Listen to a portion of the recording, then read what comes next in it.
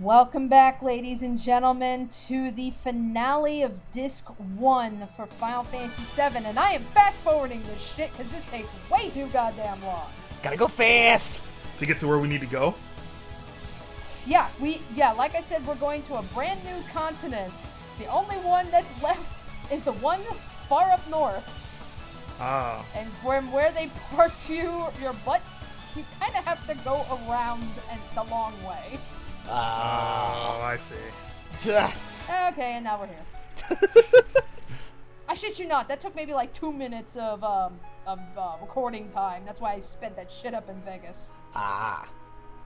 I see. Alrighty, so first stop here is we have this interesting little fossil ruins here. Wow, they have prehistoric dinosaurs and jets. Yep. So... Wait, when did dinosaurs have jets? Yep, so you can just buy your next equipments. So, basically this town here, Bone Village. So yeah, you can excavate some shit.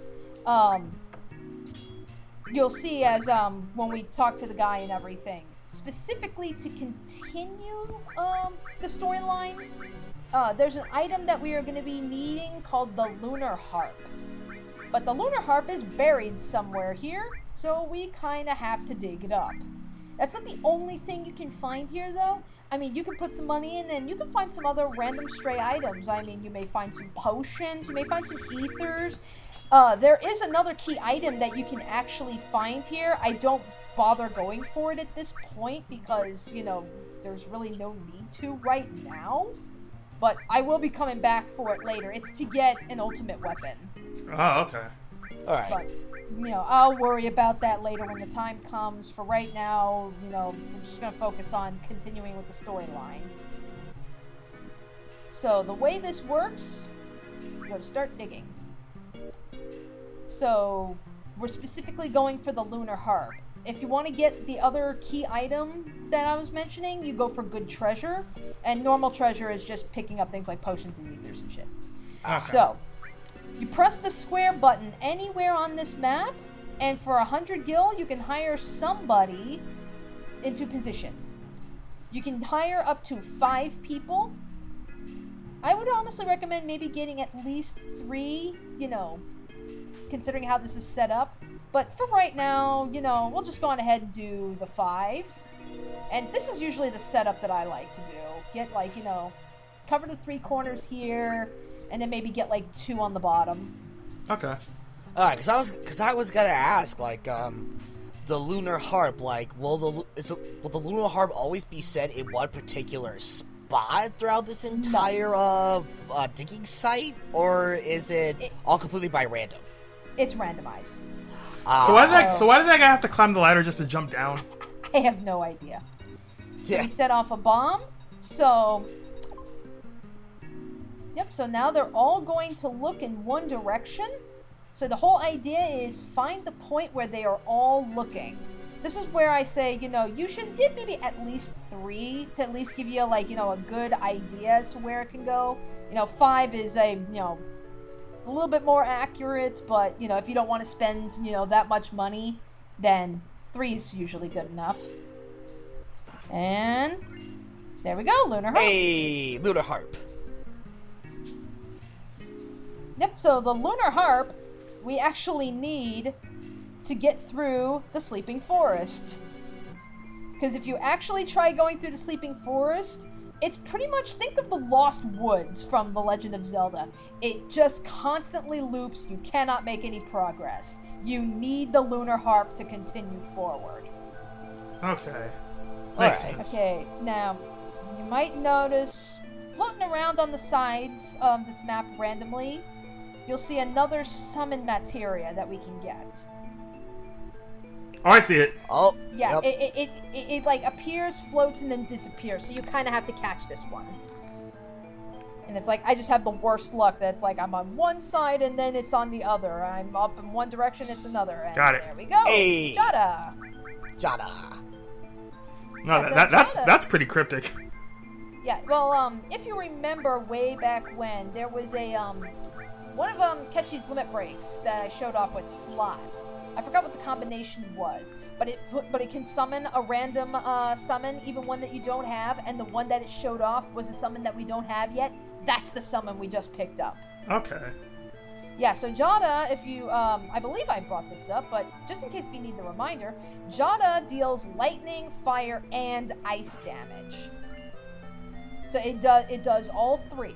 So be very mindful on using this summon if you're ever going up against an enemy that's like, you know, can absorb something. Right. Like if it can absorb ice, don't ever summon Jada, because it will absorb the damage. Or Shiva. Or Shiva, okay.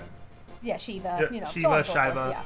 Yeah. Yeah, but I was just saying that as an example. Okay. So anyway, that item that I just picked up, the water ring. The water ring, honestly, is only really needed for this upcoming boss battle. And that's where it's like, I equipped it to Tifa because right now she's the one that's got the least amount of hit points, and I want to keep her alive. The water ring actually absorbs water attacks, and the next and final boss of this disc does water attacks. So any water attack that someone tries to do on Tifa, she's gonna end up getting hit points. Okay. It's like pretty much after this, there's really no reason to have the water ring, but you know, for this upcoming boss battle, yeah, definitely have it. You know what's funny? You see, you pick up the water rings, and then you equip them onto Tifa. I instantly thought, and I'm pretty sure I'm confusing it with a different item, but I, for a split second, I could have sworn it's like, wait, aren't the water rings like an iconic item for Tifa in a way? Because I could have sworn I remember seeing Tifa using like these rings of some sort, or like bracelets or whatnot, like when you were in a death battle with Yang. You might be thinking of her ultimate weapon. Yeah. Yeah. Something Heart. Yeah, Premium Heart. Premium Heart, that's what it was, okay. Oh, okay, because yeah, I remember she had those equipped, and I guess it formed like magic that mostly revolved around water. Yeah, nah. Oh, okay. No, Premium Heart is an ultimate weapon. Alright, so you saw right there. So those fuckers absorbed something. Oh god. Most likely ice. But yeah, I summoned Jada, and it ended up healing them. That's the one danger to using Jada. I mean, it's a really powerful summon, but God help you if you end up going up against somebody that actually absorbs one of those elements. Yeah. We'll be here for a while. Nope. I mean, in terms of if you use that summon. Oh, okay. Like, this fight was easy, so. Well, yeah.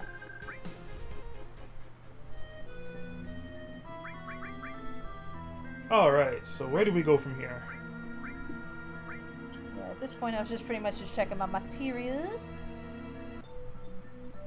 So just follow the trail.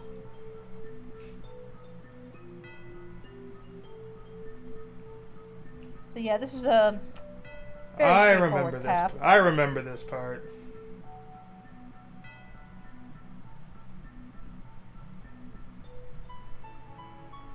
Alrighty. Oh, we're back on the world map. Okay. Yep. Back on the world map just to go a couple of feet forward.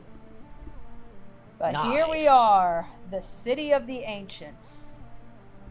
Hello, are there any ancients around? I'm looking for my friend Aerith. Same tall girl, like same size as me, brown hair. Likes to sell flowers. Anyone?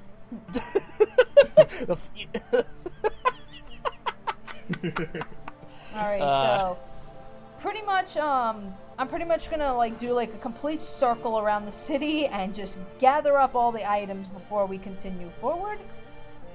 And yep, they got these weird little magic stones. Wow, the ancients must have some really top-notch house designers. What, you're saying you live... Actually, now that I think about it, I remember there being hotels in Florida, and I actually went to one of these hotels when we were dropping my brother off at his college for his first year when he first got accepted. And we stayed at this hotel by the beach, And I don't know, but something about the way that the interior of that home looked kind of reminded me of it. Oh, they kept the whole underwater like coral reef theme. Yeah, something along those lines. It looked really nice. Like it.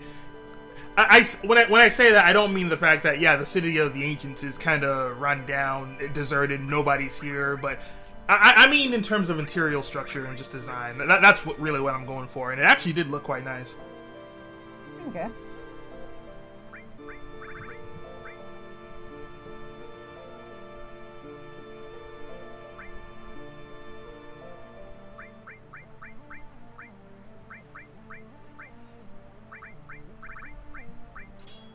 Aurora armlet. Yeah. I was just taking a look at what materia am I gonna use? Oh, okay. So clearly something's about to happen. Well, it's because I lost some materia slots, so that's where it's like, okay, and the ones I lost, I'm gonna be using. Oh, okay. So that's where it's like, gotta make sure, even if they're not equipped on Cloud, I do want to at least they're equipped on somebody. Okay. And like, wait, what? Shit! I forgot my wallet. Hold on. Yeah, I kind of forgot. There was like, I already got the treasure down there, so there's nothing else to gather there. It's like that looked kind of disorienting for a second. No biggie.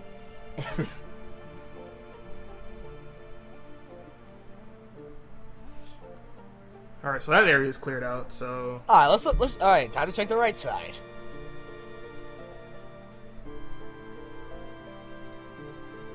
Man, I am telling you, I will never get over how amazing these pre-rendered backgrounds are in this game. Or hell, I would go so far as to say the same thing for Final Fantasy IX.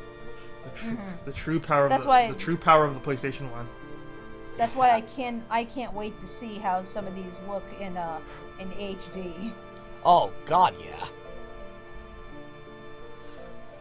I'm actually kind of surprised that, actually, you know what? I think surprised is the wrong term for it, since I can only assume the game is still in much early development. But it's like, I remembered, months ago, when we first saw, actual gameplay of the Final Fantasy VII Remake. I was gonna say, I'm surprised that they haven't shown, anything else new in regards to that. But it's like, considering what, Square Enix has been doing with Final Fantasy 15, and I can only imagine the supposed Kingdom Hearts 3 and whatnot. It's like, it's like they're they kind of got their hands full working on a bunch of shit. Yeah. Well, actually, come to think of it, I don't know if I've just been living under a rock, but they have yet to show off an official release date for Kingdom Hearts 3, right? Nope. Oh hell no. Okay, that's what I thought. This is gonna be years down the road before we see Kingdom Hearts 3. It's like I don't even think they officially announced a release date for Kingdom Hearts 2.8. They haven't? No, I don't think they did. That's odd. Oh, you know what? I think you're right, because I remembered I ran into Kingdom Hearts HD 2.8 or whatever. That game, on Amazon. Well, you got it right.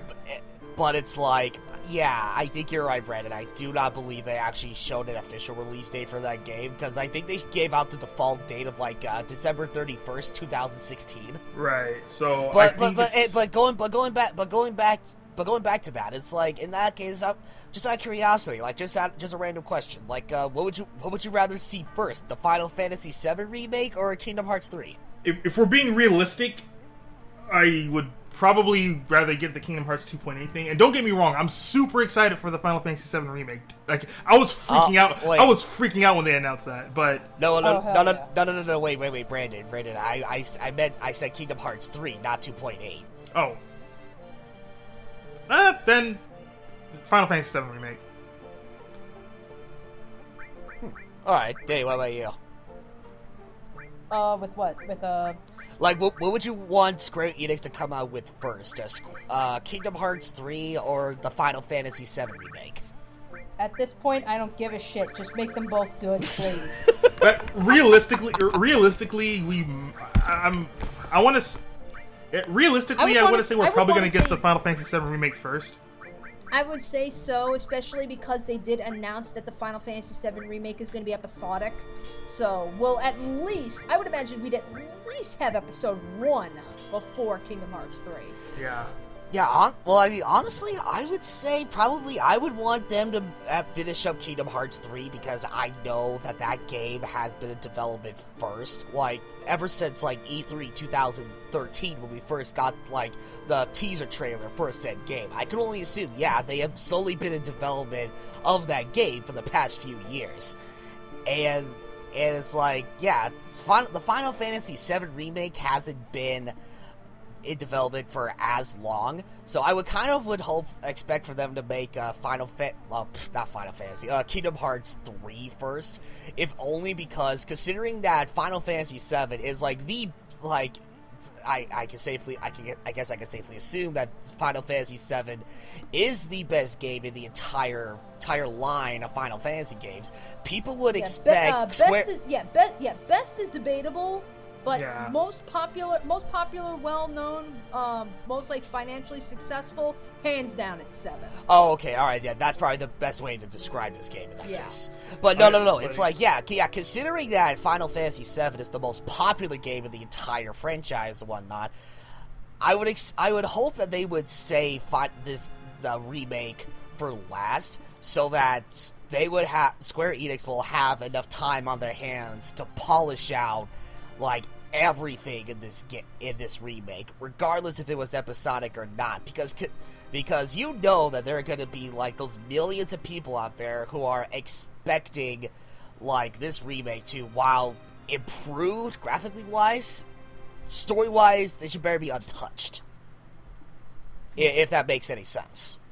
Right.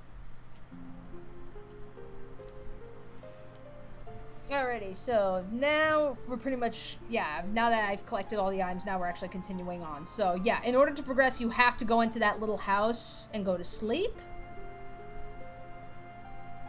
Now, earlier, we're going to go into the building that's up in here. Earlier, we couldn't go anywhere. We did pick up the Comet Materia, which is, another really good freaking materia to have. The comet spells, I guess you could say, is like the equivalent of what meteor would normally be in previous Final Fantasy. I was gonna say a pseudo meteor of sorts. Yeah, it's like, we can summon meteors, they're just not gonna cause the apocalypse.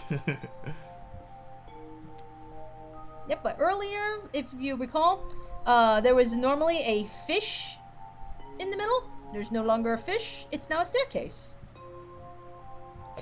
Oh, snap. Wow. A huge-ass staircase in a conch shell that I can only assume is not nearly as big as the conch shell itself. I don't know why I'm wigging out. Like, I've seen this before. But it's still very pretty. It is very pretty.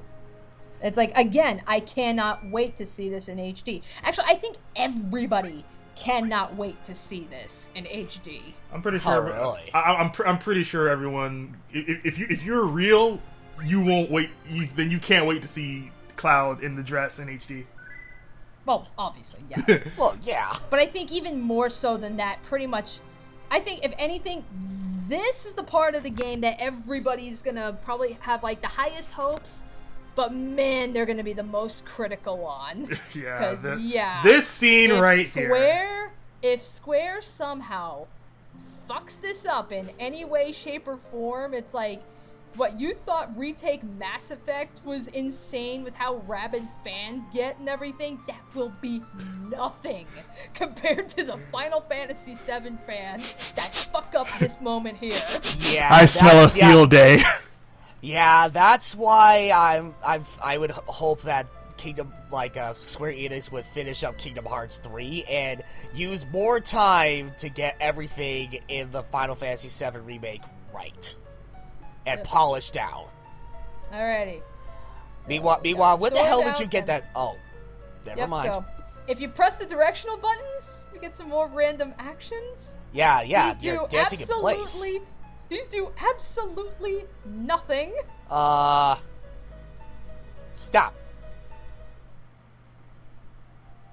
And here we go.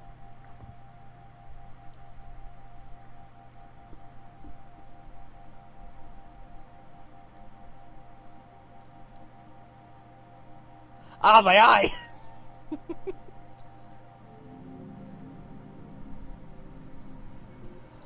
Oh, shit! Move! Move! Move! Oh, God damn it. She was never heard from again. No! That's a lie!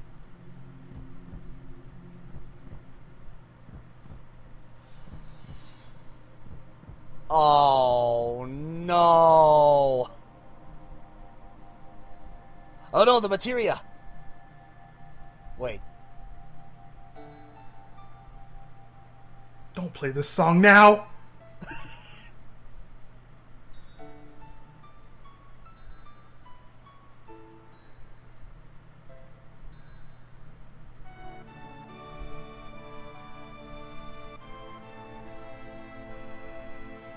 All right, ladies and gentlemen, that is one of the most well-known moments in video game history. Oh, God. Nobody saw this coming. I mean, it's like, you know, we just figured, you know, yeah, we're gonna rescue her. Maybe we'll have like a nice clash or something, like, you know, really dramatic or something to end disc 1. And it's like, nope.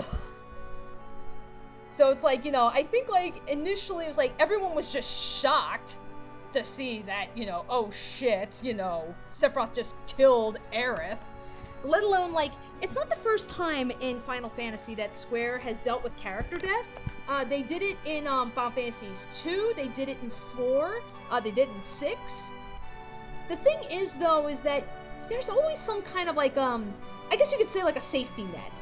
It's either, you know, characters die, but you don't really have a whole, you know, you never really got attached to them. I mean, you didn't have them for long before they died. Or, you know, oh, they made a sacrifice, but, you know, like PlatinumRhythm in Final Fantasy 4, where it's like, you know, oh, they made a sacrifice, but they just turned to stone, and, oh, they came back. Okay, no biggie. Or it's like, you look at like Final Fantasy V with Galuf. Galuf died only to be replaced by his granddaughter, so it's not like you lost anything regardless. This is probably the one thing, like, I think Aerith, and I think maybe Tella from Final Fantasy IV are like the two characters that, like, you know, they died and there's no recovery. You're not getting them back. The abilities do not transfer to another character or anything. You know, there's just no replacing them. Yeah, there is no replacing them. It's just Aerith is a lot more, you know, fondly remembered, probably because we spent an entire disc with her. We didn't spend nearly as much time with Tella. Yeah. And this actually, again, goes into the development history. So, while they were working on Final Fantasy VII, the president of Square at the time, Hironobu Sakaguchi, who I think pretty much stayed as the president until about Final Fantasy X, was when he ultimately stepped down from his position for, you know, bullshit reasons, but that's a tirade for another day. But during the Final Fantasy VII's development, his mother died. And he wanted to capture that feeling of loss and, you know, something that, like, you will never be able to replace. And I think safe to say he pretty much nails it here. Oh, yeah, and it shows. Yeah, because, I mean, it's like, even if you never used Aerith in combat, you still got to know her. So much of the story revolved around her, and, you know, and it's like I said, first it's the initial shock of the cutscene, because you had no idea, you were not expecting this, and you're like, no way, this did not just happen. Then her theme plays, now they're throwing a boss battle, you know, right at us. I mean, it's just, they just keep throwing shit at us, and it just gets more heartbreaking and more emotional. I mean, safe to say, you know, when I first played this game, I did cry. Aww. Yeah, like when I was a kid, I was bawling when I got to this part of the game. Aww. I think it's like, I mean, I've never, like, flat out bawled. I rarely ever bawl when I play games. I may get teary-eyed, but never flat out crying. Aerith's death here, as well as the ending of the first Walking Dead game, where with Lee and Clementine. Oh, I remember that scene. Yeah. Yeah. That made me sob for like 5 minutes. Yeah. I remember that scene too. And behold, Genova's one line in the game, and it begins with a misspelling. Fuck you, script! Because you're a puppet. Finishing Sephiroth's sentence. Yeah, so I'm just gonna go on ahead and I just recorded everybody's reactions to this. Oh. God damn it. Yeah, by the way, that was Genova Life that we were fighting. I know I was on a tirade there the entire boss battle, but yeah. No, it's alright. That was the next form of Genova.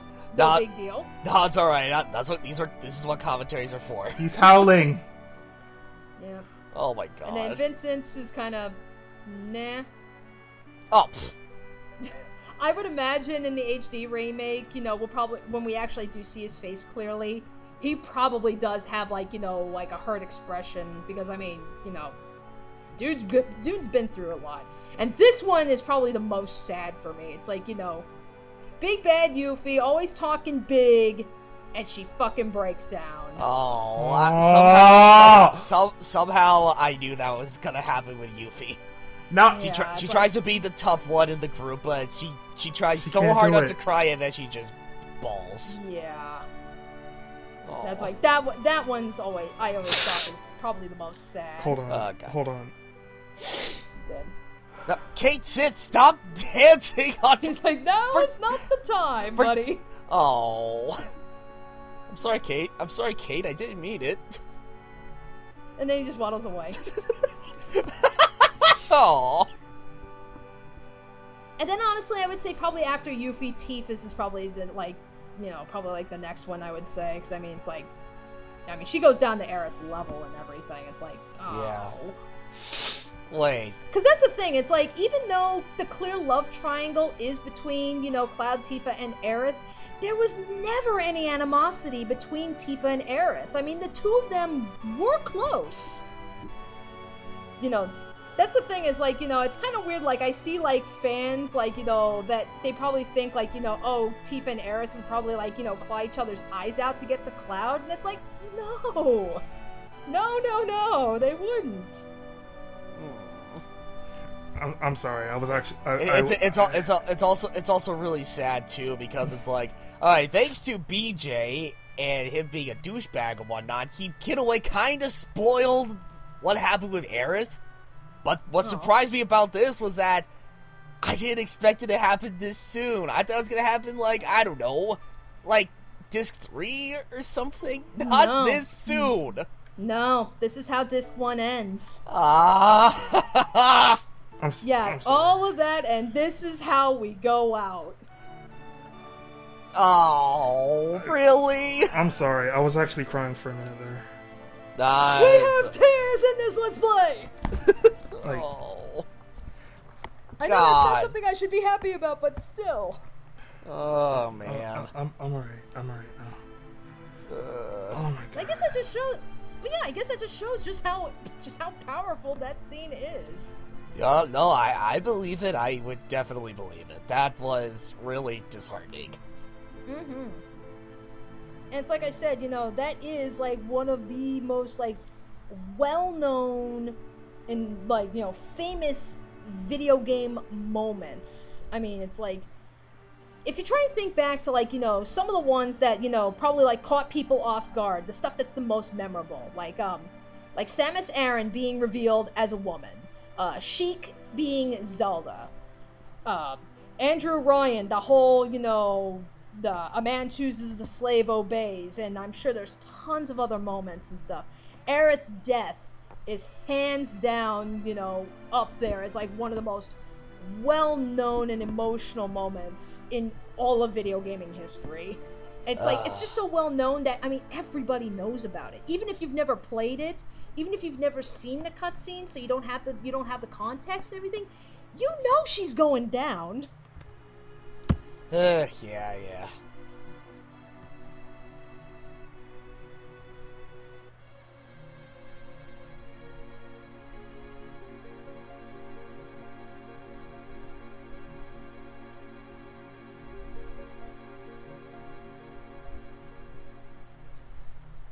Oh. There we go, ladies and gentlemen. 27 videos in, and we are roughly halfway through the game. Yep. Just in terms of past a third through the game. Yeah, in terms of story, anyway. Because, like, in all honesty, it's like, the story we're roughly halfway through. We haven't even gotten to, like, the bulk of, like, side quests or anything like that, and I won't even be getting into that until, like, disc 3. So there's a long ways to go from here. Man. So Ryan, seeing as how this is your first exposure to Final Fantasy VII, taking everything in so far, like throughout this entire disc, what are you thinking of this game so far? Well, aside from the really emotional and depressing way to end the first disc of this game, everything else before that, I'm already telling myself, what the hell have I been missing on this entire time when I was playing the PlayStation? I mean, seriously, like, much earlier during this playthrough, because of all these hilarious and really fun moments that I've been seeing so far from just disc 1 alone, I'm already telling myself, oh, okay, clearly I've been missing out, and I'm kind of mad at myself for it. Because, so far, this genuinely looks like a really fun RPG. Mm-hmm. Yeah, it's like, Brandon, you got anything to add? Because, I know you've played this game. Yeah, I pretty much knew everything that was going on from the get-go, like, at least until the end of disc 1 and a little bit of disc 2. I guess when we get around to a certain point in disc 2 is when the rest of the game will be blind for me. But I honestly, every time I play this game, I always have a lot of fun with it. I know a lot of people would debate about how Final Fantasy VII is one of the greatest RPGs of all time, and again, that's debatable, but it's definitely one of the most immersive and most fun for me. And we're not even halfway done yet, so... Yeah.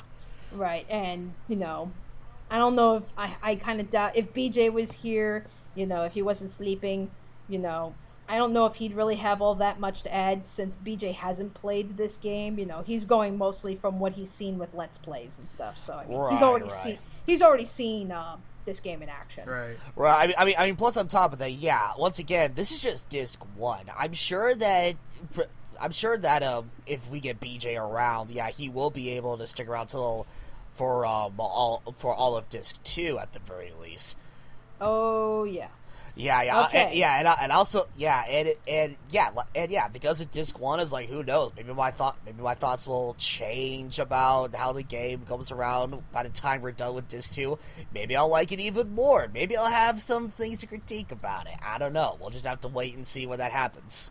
Yeah, because it's like, pretty much like from here on out, the story is going to get far more darker. It's going to get a lot more serious, which I definitely don't mind whatsoever. I mean, the majority of disc 1 was very whimsical, very lighthearted and everything. So it's like, okay, now we're going to bring on the serious to balance it all out and everything. So, and like I said, it's just going to get more batshit crazy from here. Like I said, like I said, and the same thing could apply to animes as well, I guess. But I feel like no anime or no game is good on its own if it's just strictly centered around comedy or strictly centered around drama.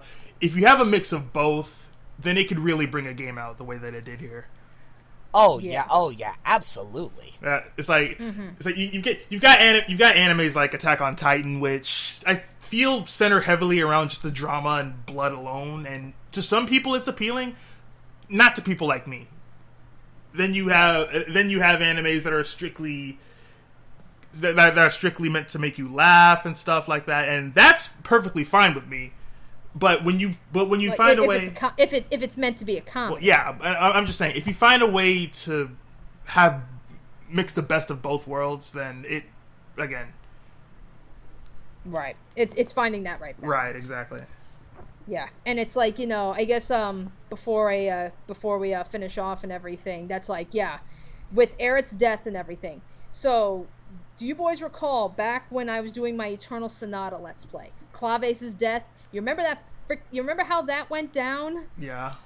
And everything about how, she died, yet we barely knew her, and she wouldn't shut up. Like, they kept, like, hamming it up and everything. And it's like, do you kind of see where I'm coming from now? Where I was saying how the drama and everything felt a lot more genuine in Final Fantasy VII than it did in Eternal Sonata. Oh, absolutely. Yeah, because Clave's death to me always felt so goddamn forced. And empty. Yeah. And repetitive as all hell. Okay, it's like it does not match. It just does not match that emotional resonance that Aerith did. And this is also where I was saying how this is probably the moment that everybody's going to be the most critical on with the HD remake, because it's like, we want this scene to stay true to what it was, what it meant and everything, and now you've got voice acting involved. I mean, there's no doubt that this scene is going to look gorgeous, and all the high-end graphics and everything is probably going to make it even more heart-wrenching to watch. But now you got voice acting into this. You had better fucking nail it when it comes to the voice acting. That's like, again, if I may refer back to Eternal Sonata. If you remember at the end of the game when Polka threw herself off the cliff and Allegretto is like crying and screaming about how he couldn't do anything to save her and everything, that's the kind of emotion that I'm expecting to hear from Cloud during Aerith's death here in the HD remake, because if you just read his dialogue, it clearly showed. He's confused, he's sad, he's angry. It's like the actor has got to nail all of these emotions, because if he doesn't, it's going to show, and it will affect the impact of that scene. And because of how well known and well loved that moment is, this is where I'm saying is like, if you fuck this up in any way, and the only way, honestly, I think this could get fucked up would be poor voice delivery. If we have very poor performances going on, people are gonna get pissed. You're not wrong. You think people would be pissed if they tried to completely retcon that scene in a way that, Aerith isn't gonna die, she's gonna stay with the party till the very end? No. Square decides, hey, we're gonna add a sub-quest or something, like at the end of the game where it's like, complete this dungeon and we'll bring Aerith back to life. Fuck you. No. If they do that, they would pretty much be pulling off an Eternal Sonata with the PlayStation 3 exclusive bullshit. Oh, okay. Like how they brought up fucking Clave. Don't do that with Aerith. Are you fucking kidding me? Okay. Do you have any idea how many Final Fantasy fans are gonna come out with their forks and fucking torches? Yeah, I know. That's why I asked, because I was like, if this was me, like, you guys hear me laughing about this, but I'm only laughing at how you guys are reacting to it, but I feel the exact same way. I don't want that scene to turn out like how it did in the exclusive Eternal Sonata content where you could get Claves back. Like, I don't want that at all. Yeah, like, I don't want that to end up being like a sub-quest. I don't even want this to end up being like, here's a DLC sub-quest or something that brings Aerith back to life. It's like, I don't even want that. And if Square was to go that far and that low, then suffice it to say, that will be DLC I will never buy. No, do not. It's kind of like with Persona 3, how so many fans want to see the ending be completely undone by bringing back the main character, and it's like, no! If you do that, you ruin the entire point of the game! Yeah, it's like DLC quest where you can resurrect Aerith's soul and put it in the third Kate Sim doll. Oh god, no. I shouldn't be joking about this, I'm sorry. Why? No, because Square probably would pull shit like that. Oh god. It's like a third Kate Sith doll outfitted for Aerith. It didn't stop them from doing the stupid shit that they did in 13. I know. I shouldn't be joking about this. In all seriousness, I do want this scene to be, and I'm not saying I'm not saying this as an act of, oh yeah, Aerith should stay dead because we hate her or anything like that. Aerith is an amazing character in Final Fantasy VII, and we just, in all due seriousness, we just want the cutscene to be played out and relayed the way it was meant to be in the original. It's like have us remember Aerith as the great character that she was, and what she did before, and everything that she did before she went out. Right. Right, it would be completely pointless to have such a dramatic and emotional scene if Square Enix were to pull something like that off, where they take out like a great character like Aerith and then just bring her back to life. Kind of like how it was when we saw Kate Sith sacrifice himself, only to have a second Kate Sith pop up out of nowhere like 2 minutes later. Yeah. Yeah, of course. Alrighty, so I think with all of that said, so going forward from here, I'm actually going to take a break from Final Fantasy VII. I mean, it's like I said, this is already a very long game. I mean, I was like, if you remember Eternal Sonata, you know, my last Let's Play, that was like, you know, we were like 33, 34 parts in or something, and that completed the entire game. We're 27 in, and we're just hitting roughly the halfway point. So there's a lot more to cover, and I think just between the fact that I jumped from one JRPG right into another, it's like I honestly need a little bit of a break. And this is where I'm actually going to take a page from Brain Scratch with how they handle some of their RPGs. So we're going to take a break from Final Fantasy VII, and I'm actually going to play some other games. In the meantime, I will be coming back to Disc 2 and finishing Final Fantasy VII once and for all. I will let you all know when that is coming, be it making a separate video or notifying everybody on Twitter. But there is another reason why I'm taking a break, but that's actually going to be a separate video in and of itself, and, you know, be on the lookout for that, because I will be uploading it as soon as this video is uploaded. So, hope you guys are enjoying Final Fantasy VII. Hope you guys will be patient with me as far as for whenever we eventually do get back to it, and hope you guys look forward to some of the other games I plan on playing in the meantime.